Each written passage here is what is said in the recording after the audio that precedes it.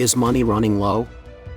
Wuhan Finance Bureau publishes notice urging debt collection from 259 entities.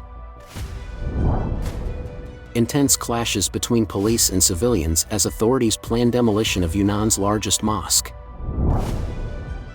Beijing launches intense crackdown on SelfMedia in a new wave of action, deleting and penalizing 1.1 million accounts, while encouraging reporting. British media: Chinese electric vehicle market enters jungle-like battle for survival. It's all covered in today's China Truths.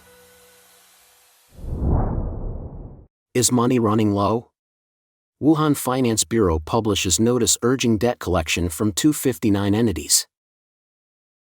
The continuous downturn of China's economy has intensified the local debt crisis.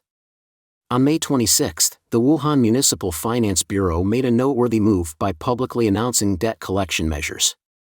This news quickly garnered significant attention.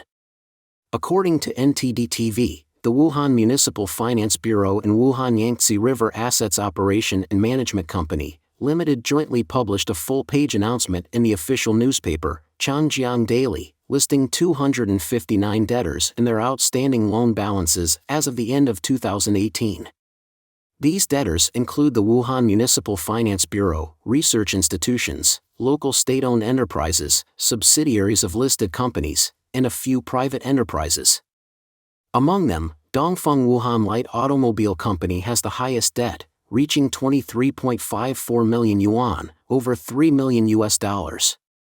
The lowest amount is 10,000 yuan owed by the Agricultural Science Institute. There are several others with debts exceeding 10 million yuan, over $1 million. According to the debt collection notice, previous attempts to collect the debts through methods like mail delivery have been unsuccessful. Therefore, all debtors, guarantors, and their successors are required to fulfill their debt obligations to Yangtze Asset Management Company immediately from the date of the announcement. Chinese expert on China-related issues, Wang He, remarked on Sunday that the government's debt crisis in Wuhan is not a result of tax arrears by businesses. Instead, he believes that the Finance Bureau's actions of pressuring businesses to repay debts are an attempt to shift the blame and divert attention away from the root causes of the crisis. Wang Yi said, "This indicates that the debt crisis in Wuhan is extremely severe. Wuhan's debt ratio exceeds 500%, which is the highest in China. It is the government that is in debt, not the businesses, and it's not about unpaid taxes by the businesses. You don't know how the government's money is spent, and now there is a huge hole. It is the local ordinary people who are bearing the burden." According to Wang Yi's analysis, the financial deficits faced by local governments ultimately burden the ordinary people, leading to an inevitable escalation of social conflicts. Wang Yi explained, the Chinese Communist Party prohibits government bankruptcies. After this announcement, the Wuhan authorities will seek funding from higher-level governments such as the Hubei provincial government and the central finance, engaging in negotiations for a more favorable arrangement. The current concern is that the income of local residents, government expenditures, and public services will be severely affected due to the government's dwindling funds. As a result, the conflicts between the people of Wuhan and the government will significantly intensify. Currently, several local governments under the Chinese Communist Party, CCP, are on the brink of a debt crisis. As previously reported, leaked documents have recently shed light on the dire situation in Kunming, where the debt defaults have become so severe that unauthorized utilization of Social Security funds and Housing Provident funds for debt repayment has occurred. According to a Bloomberg report, Goldman Sachs estimates that the CCP's total debt amounts to approximately $23 trillion, encompassing undisclosed borrowings from numerous financing companies established by various provinces and cities. The CCP regime has repeatedly stated that they will not bail out local governments and demand that each locality takes responsibility for its own debt burdens. This indicates that the financial predicament of the CCP authorities has reached a critical point. Intense clashes between police and civilians as authorities plan demolition of Yunnan's largest mosque. On May 27, there were reports circulating online that the authorities in Tonghai County, Yushi City, Yunnan Province, plan to demolish the Neijiang Mosque, currently the largest mosque in Yunnan province. However, they faced collective resistance from the local population, leading to a violent clash with at least 5,000 armed police officers present at the scene. According to Twitter account @AxelFlopping, the armed police had surrounded the mosque in Neijiang, Tonghai, Yunnan, prohibiting people from entering. The situation in Shadian became even more tense, and the conflict escalated to a physical confrontation stage. Bloodshed seemed inevitable. The armed police occupied all street intersections, while the people recited prayers and expressed their firm stance. As noon prayer time approached, the people began attacking the police surrounding the mosque. More armed police were called in to expand the encirclement. The situation was deemed to be potentially serious. Local residents have revealed that signal-blocking vehicles from various telecommunication companies are already in place, preparing to cut off the internet and carry out arrests. There are even concerns about possible framing and scapegoating. It is reported that the total number of military and police personnel is not less than 5,000, and the number of plainclothes officers is uncountable as they blend in with the crowd. Another Twitter account also mentioned that according to netizens, China has started illegally demolishing the iconic dome of a mosque in Yunnan, which has caused dissatisfaction and protests among the local people. As a result, the military has come out to suppress the situation. It seems that Yunnan is also going to start arresting millions of people and placing them in concentration camps. The video evidence circulating in the internet reveals the arrest of a large number of civilians. According to reports from well-informed internet users, starting from 2017, local governments under the CCP have been complying with the central government's directives, requiring mosques across China to dismantle their Islamic-style domes and replace them with roofs resembling those of Buddhist temples.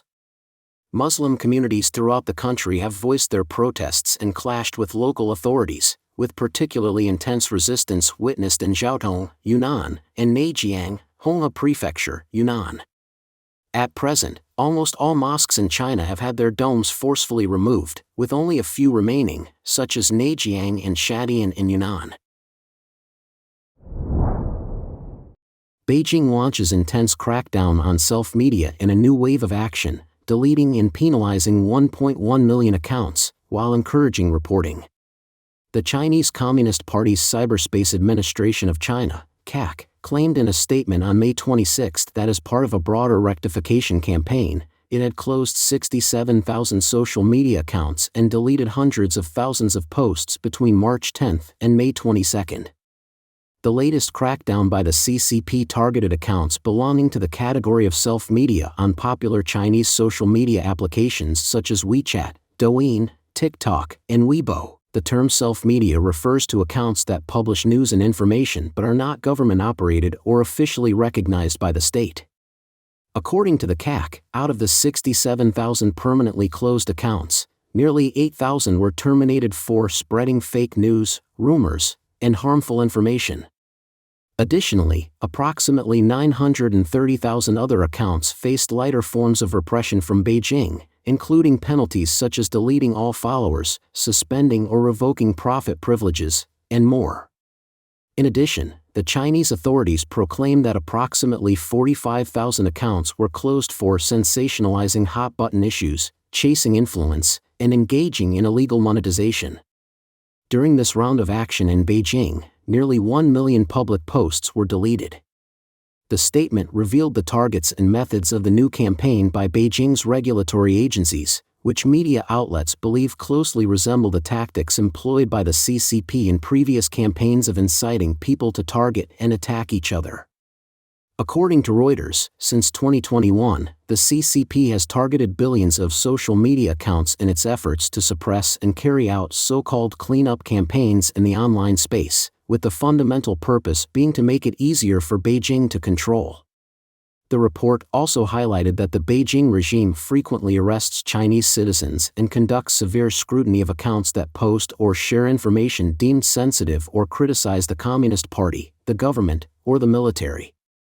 The crackdown becomes even harsher when such information spreads widely. It is important to note that in most cases, this information has no connection to pornography, crime, violence, or other related content. British media, Chinese electric vehicle market enters jungle-like battle for survival. In the past year, the Chinese electric vehicle market, which has lost government subsidies, has experienced severe internal competition. According to a report from the Financial Times on May 26, consumers' rapid abandonment of internal combustion engine vehicles and the intense competition in China's domestic electric vehicle market have put multinational car companies seeking development in China in a predicament. The report mentioned data from Shanghai Motorway Business Consulting, which shows that nearly two-thirds of Chinese electric vehicle manufacturers in the new energy vehicle sales market have been eaten up by 4 Chinese car companies and Tesla in a Darwinian competition this year. Among foreign car companies fighting in the Chinese market, only Tesla dominates, and Volkswagen from Germany ranks 8th in the sales rankings in the Chinese electric vehicle market. However, Volkswagen's sales volume this year only accounts for 2.5%.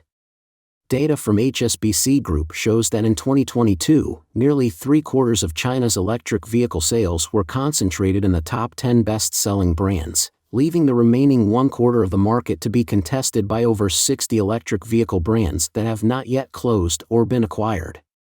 The report states that without government support, the future of dozens of Chinese car companies appears bleak.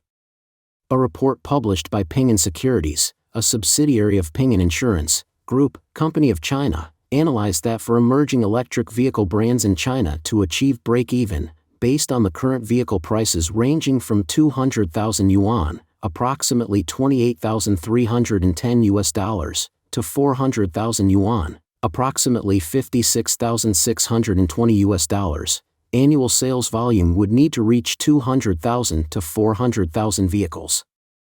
The report states, in the absence of sufficient self-generating capacity, the capital market tends to cool down, financing becomes more difficult, and the survival crisis of second-tier new energy vehicle companies is further intensified. The report cites industry insiders' opinions that 2023 will be a turning point for the Chinese auto market, triggering a new wave of elimination for car companies, and some currently well-known emerging car manufacturers may also become targets for elimination. Don't forget to comment in the section below to share your opinions on today's topic with us. Make sure to like and subscribe to see more interesting topics from China Truths.